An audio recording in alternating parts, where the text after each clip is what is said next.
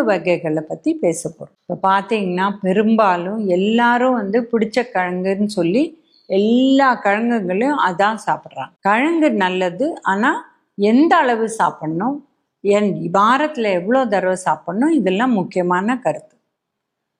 இதில் உருளைக்கிழங்கை தவிர நம்ம எல்லா கிழங்கு பற்றியும் பேச போகிறது இந்த கொலகேஷியான்னு சொல்லுவோம். அதாவது ஷேப்பங்கிழங்கு, அதுக்கு இங்கிலீஷில் பேர் கொலகேஷியா, ஷேப்பங்கிழங்கு.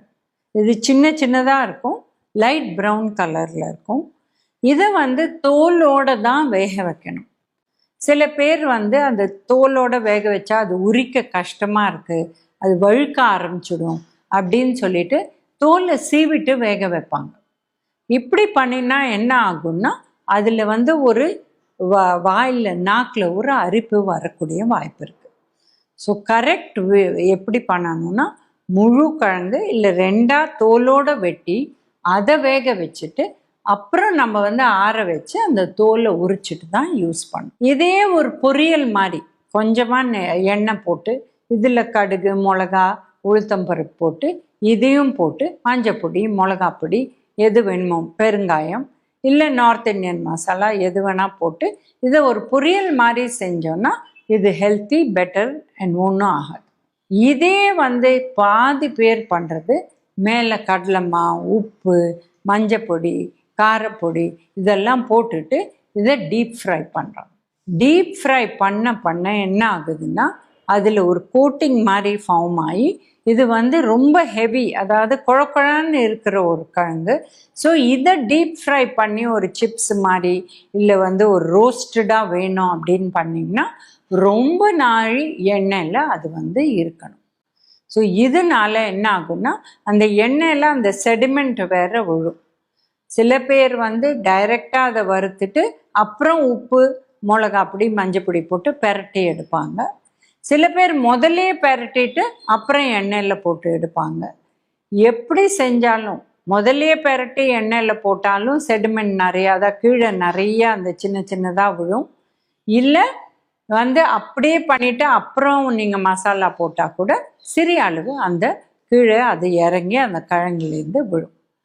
இந்த எண்ணெயை திருப்பி ரீயூஸ் பண்ணவே கூடாது. எந்த எண்ணெயுமே யூஸ் பண்ண வேண்டாம், இந்த எண்ணெய் கட்டாயம் ரீயூஸ் பண்ணக்கூடாது.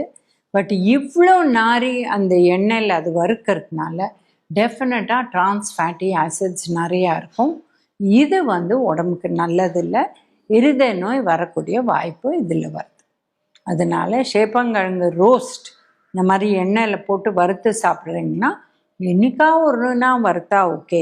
பட் ரெகுலராக ஷேப்பங்கிழங்கு வாரத்தில் ஒரு தடவை இல்லை 10 நாளைக்கு ஒரு தடவை சாப்பிடுவோம், ஆனால் இப்படி தான் சாப்பிடுவோம் அப்படின்னா கெடுதல்.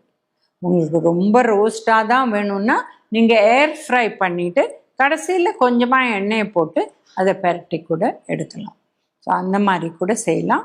பட் ஏர் ஃப்ரை பண்ண போகிறீங்கன்னா அது வேக வச்சுட்டு சின்ன சின்னதாக கட் பண்ணிவிட்டு அப்புறம் ஏர் ஃப்ரை பண்ணால் இது ரோஸ்ட் ஆகும்.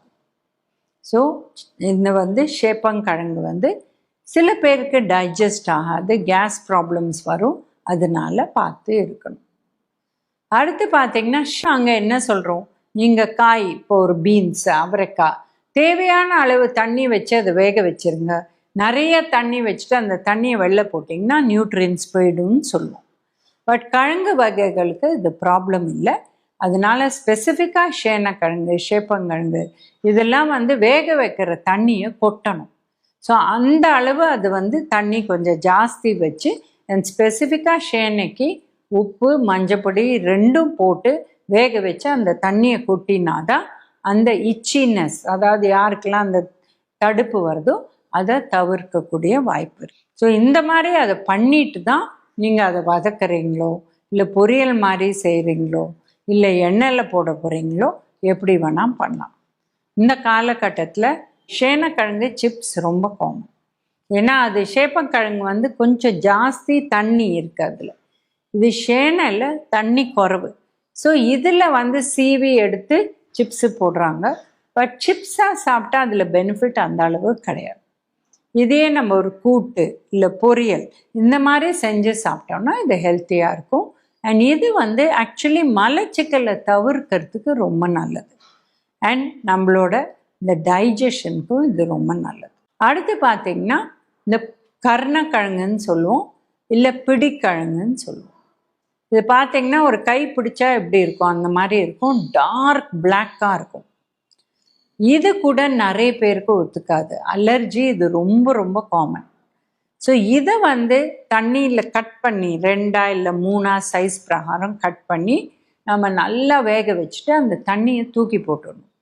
முடிஞ்சால் உப்பு மஞ்சப்பொடி போட்டு கூட கொதிக்க விட்டு அந்த தண்ணியை தூக்கி போட்டுட்டு அப்புறம் மேல் தோலில் ஈஸியாக உரிச்சிட்டு நம்ம ஒரு கர்ணக்கிழங்கு மசியல் செய்வோம். கடுகு, உளுத்தம் பருப்பு, பச்சை மிளகா இதெல்லாம் போட்டு இது நல்லா மசிஞ்சிடும். அதை மசிச்சு போட்டுட்டு உப்பு, மஞ்சப்பொடி, பெருங்காயம் இதெல்லாம் போட்டு கடைசியில் எலுமிச்சம்பழம் புழிஞ்சு சாப்பிடலாம். ஸோ இது ரொம்ப டேஸ்டியான கிழங்கு. பட் எப்போது தான் கிடைக்கும் அப்போ சாப்பிட்டா போகிறோம். இந்த ஃப்ரை பண்ண வேண்டாம், இந்த மாதிரி சாப்பிட்டா தான் பெஸ்ட்.